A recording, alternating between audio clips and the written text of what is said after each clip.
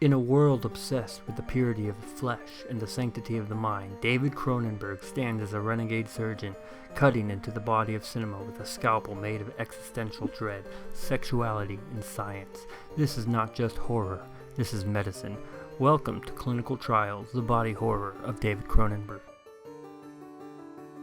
Cronenberg's work doesn't scream in the night, it festers. His horror isn't content with shadows or jump scares. It comes from within, from the body, the skin, the glands. He doesn't show us monsters. He dissects us until we become them. His early Canadian films, Shivers, 1975, Rabid, 1977, and The Brood, 1979, form a kind of unholy trinity, funded through government grants, yet soaked in taboo. These works introduce Cronenberg's obsession with biology gone awry. In Shivers, a parasite turns a luxury high-rise into a violent, sex-crazed nightmare. In Rabid, it's an experimental skin graft that causes vampiric hunger. In The Brood, a woman gives birth to rage itself. In all these films, medicine is not salvation, it is the vector. Science is not benevolent, it is experimental, detached, clinical, much like Cronenberg himself. What is body horror? It's not just gore, it's not even transformation, it's the perversion of the flesh to reflect the perversion of the soul.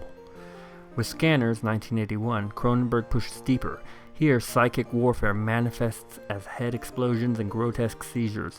The body becomes a weapon and a liability. Surveillance, mind control, and institutional corruption creep beneath the surface. Then, in Videodrome 1983, he perfects his thesis. Television is not the opiate of the masses, it is a tumor. James Wood's character develops a vaginal slit in his stomach through which he can insert videotapes. Flesh and media merge, not metaphorically, but physically. Long live the new flesh becomes not a motto, but a curse. And then, in The Fly, 1986, Cronenberg finds his heartbreak, a romantic tragedy disguised as a sci-fi horror film.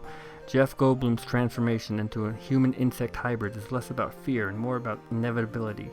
Aging, disease, decay, it's all just nature's experiment. Seth Brundle is not a villain, he's a prognosis. Cronenberg never flinches, that's what makes his horror different. He doesn't cut away, he zooms in. Unlike the gothic hysterics of American horror or the stylized agony of Italian giallo, Cronenberg's direction is cold, his camera is sterile, his tone detached, clinical. It's the gaze of a surgeon, not a sadist. There is almost never an overt moral stance, no finger wagging, no cautionary tale, just observation, an unfolding of consequences, a test tube left to boil over. This approach polarizes audiences. For some, it's inhuman. For others, it's the only honest way to depict the grotesque. Deadbringers 1988 may be his most devastating film. Jeremy Irons plays twin gynecologists whose identities collapse into each other. It's a haunting look at codependency, identity, and professional detachment. But it's also a meditation on how medicine shapes and distorts those who practice it.